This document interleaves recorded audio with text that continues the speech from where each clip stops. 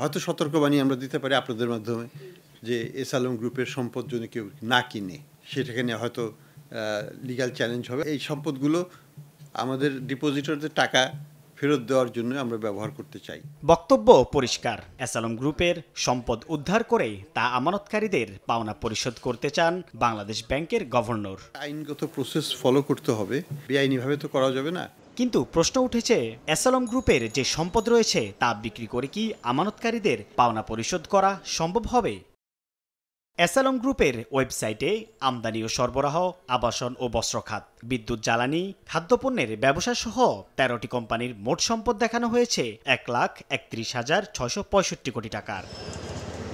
Bank সহ আর্থিক খাত ধ্বংসের কারিগর হিসেবে আলোচিত এস আলম গ্রুপের মোট ঋণের সঠিক হিসাব এখনো জানা সম্ভব না হলেও বিভিন্ন গণমাধ্যমে আসা তথ্য বলছে তা ১.৫ লাখ কোটি টাকার কম হবে না। এর মধ্যে ২০১৭ সাল থেকে গত জুনের মধ্যে ৬টি ব্যাংক থেকেই ৯৫,৩৩১ কোটি টাকা ঋণ নিয়েছে গ্রুপটি।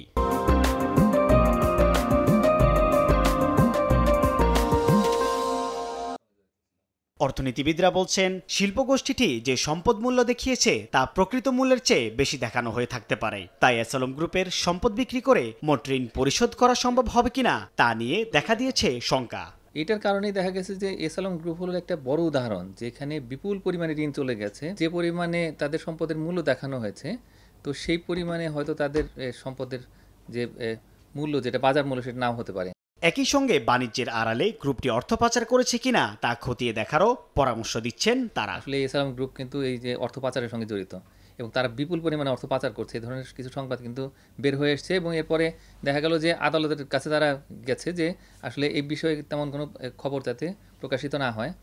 তো সেই অবস্থায় স্থিত অবস্থা জারি করেছে আদালত। এখন যেহেতু স্টে অর্ডার আছে, আমি মনে করি কি যে আসলে এই প্রক্রিয়াটা শুরু করা উচিত। এখানে ব্যাংক খাতের সুশাসন প্রতিষ্ঠাটাই সবচেয়ে বড় বিষয়। গ্রাহক ও বিনিয়োগকারীদের মনে আস্থা ফেরাতে এস আলম গ্রুপের দাপটে ধ্বংসের মুখে পড়া ব্যাংকগুলোকে শক্তিশালী করতে এরই মধ্যে পর্ষদ পুনর্গঠনের কাজ শুরু করেছে বাংলাদেশ ব্যাংক। সাইফুল ইসলাম, সময় সংবাদ, ঢাকা।